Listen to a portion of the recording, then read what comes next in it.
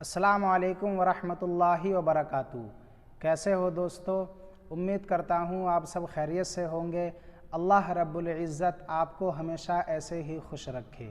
میں نے آپ کو پچھلی ویڈیو میں نماز کی شرطیں بتائی تھیں، ان میں سے ایک شرط یہ بھی بتائی تھی میں نے آپ کو، استقبال قبلہ، یعنی قبلے کی طرف منہ کر کے نماز پڑھنا، اور اگر آپ نے نہیں پڑھی تو آپ کی نماز نہیں ہوگی۔ لیکن اب میں آپ کو اس ویڈیو میں یہ بتاؤں گا کن صورتوں میں نماز غیر قبلہ کی طرف ہو سکتی ہے، یعنی آپ کا منہ قبلہ کی طرف نہیں ہو پھر بھی آپ کی نماز ہو جائے گی۔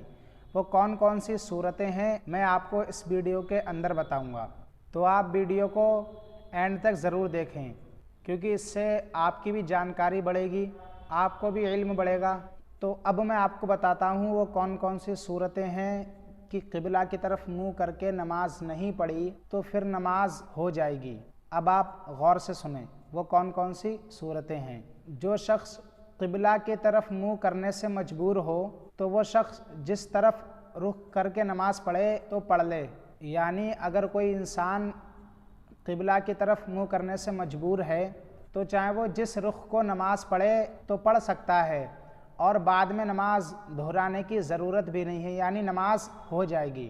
اور بیمار میں اتنی طاقت نہیں کہ وہ اپنا رخ کعبہ شریف کی طرف کر لے، یعنی اس میں اتنی طاقت نہیں ہے کہ وہ اپنا منہ کعبہ شریف کی طرف کر لے، تو وہ جس طرف نماز جس رخ کو نماز پڑھ لے اس کی نماز ہو جائے گی۔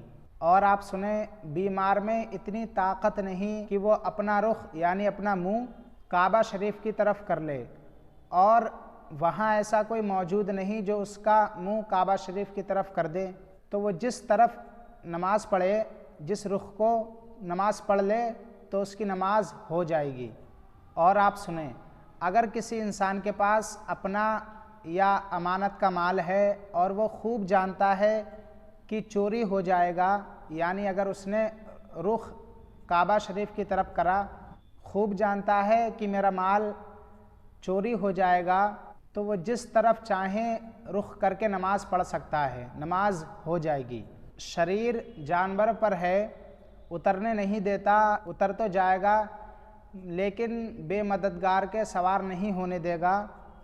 اور اگر کوئی بوڑھا ہے جو خود سے سوار نہیں ہو سکے گا، اور کوئی ایسا بھی نہیں ہے جو مدد کر دے یعنی سوار کر دے، تو وہ شخص جس طرف چاہے نماز پڑھے، نماز ہو جائے گی۔ اگر سواری پر قادر ہے تو رک کر پڑھے، اور ممکن ہے تو اپنا منہ قبلہ کی طرف کر کے پڑھے، ورنہ یا تو جیسا بھی ہو سکے ویسے پڑھے۔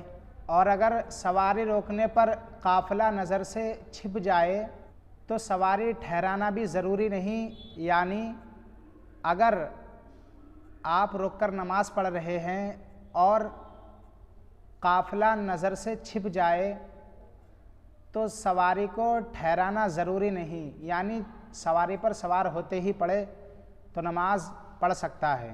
چلتی کشتی میں نماز پڑھے تو تحریمہ کے وقت منہ قبلہ کی طرف کرے، جیسے ہی کشتی گھومتی جائے ویسا ہی رخ قبلہ کی طرف کرتا جائے، چاہے وہ فرض نماز ہو یا نفل، یعنی اپنا رخ چہرہ قبلہ کی طرف کرے، اور جیسے ہی کشتی گھومتی جائے ویسا ہی اپنا رخ کعبہ شریف ویسے ہی اپنا منہ کعبہ شریف کی طرف پھیرتا جائے، اور چاہے وہ فرض نماز ہو یا نفل تو نماز پڑھ سکتا ہے۔